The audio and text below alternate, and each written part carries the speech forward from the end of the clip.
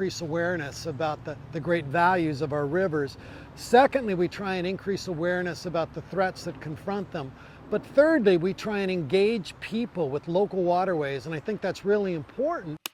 Organizers at this year's World Rivers Day held workshops on invasive species removal and water testing in order to show people how they can protect our local streams and rivers.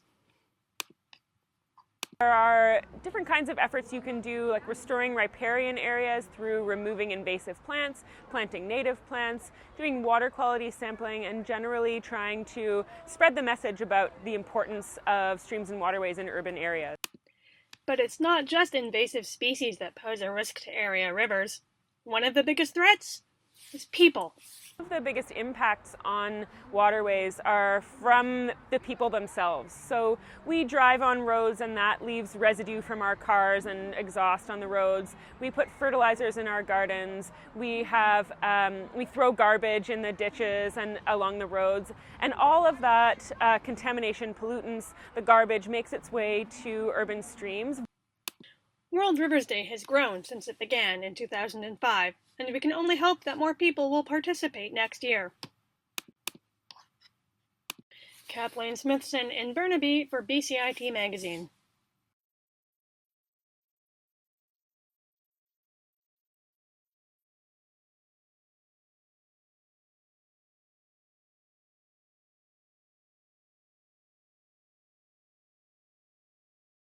Summer may have just ended, but just imagine costumes in Kitsilano is already cashing in on Halloween.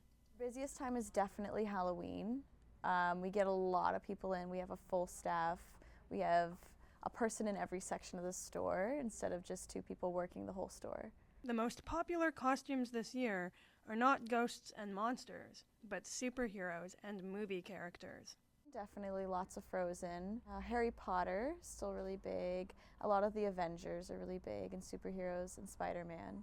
Adults like being like a shark or a person being eaten by a shark, or they like to just put things together and be something funny, and I love that. I like helping people put together something that's funny and creative instead of just getting something. But for visitors to Canada like Ellie and Edward, the hype around Halloween is a new experience.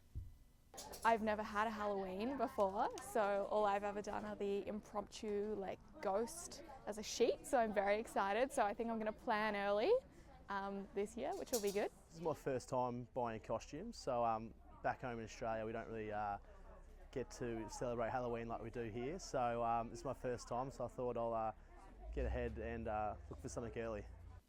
Whether monster or movie character, there is a Halloween costume for everyone.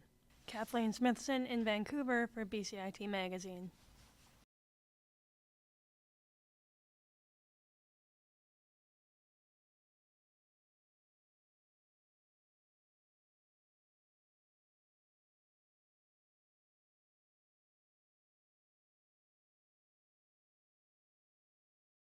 Good afternoon, I'm Kathleen Smithson, and this is your news to 12 o'clock.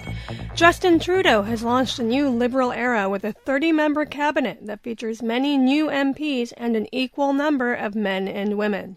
And with the announcement of his cabinet, waves of excitement were felt on the West Coast, as 3 ministers are British Columbians.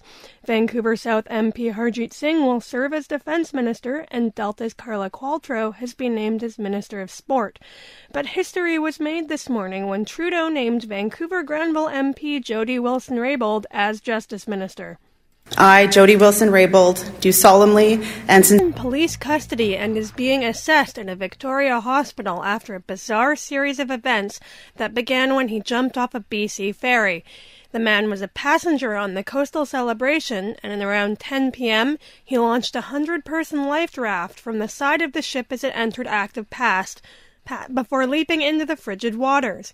A search crew from the vessel and a second ferry failed to find any trace of the man. But just as police were searching for the missing man, a Galiano Island resident reported that she had run from her home after a wet, naked, and incoherent man burst in and started throwing furniture. RCMP say the man could face several charges related to the incident, which is